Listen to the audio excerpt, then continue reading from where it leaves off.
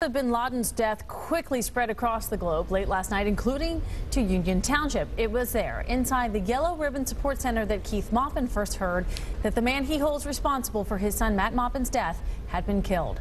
Lance Berry spoke to Keith. He joins us now with more. Lance? Well, Tanya, Keith Maupin has never been one to hold back, and he didn't this morning either. The 9/11 attacks were a big part of why his son, Staff Sergeant Matt Maupin, joined the military to begin with. And while some see the war in Iraq, in which his son died, as being different than the war in Afghanistan, Keith Maupin does not, saying the war on terror is happening in both countries and elsewhere. When we asked him about the fact that bin Laden wasn't taken alive, he gave us a rather interesting response. I think I would rather have him been brought to justice, because, you know, then people could see him and know that he will no longer be a threat to the world. So, you know, but to put him to sea, I'm thinking, you know, I thought there was a law against polluting the waters. Keith there referring to the fact that bin Laden has already been buried at sea. Now, we also spoke this morning to Renee Gerber. Her son Andrew is a private first class who's currently serving with our Army in Afghanistan at an unknown location there. The 2009 graduate of Glen Estee High School used to be stationed on the Pakistan border with some of those same Navy SEALs who are being credited with bin Laden's death.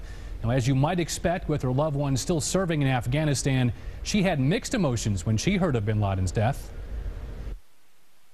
When we heard the news last night, it was, oh, and then it was, oh.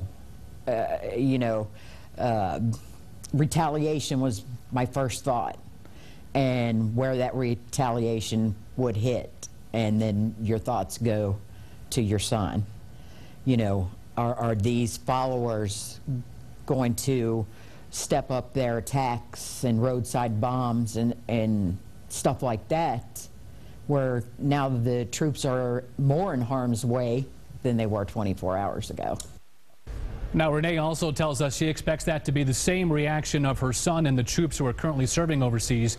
Initially feelings of joy, but then turning to renewed vigilance for their own well-being. Tanya? Understandable. Thanks, Lance. And stay tuned to 9 News all day long for more local reaction to bin Laden's death. You can also find the latest on WCPO.com and on KYPost.com.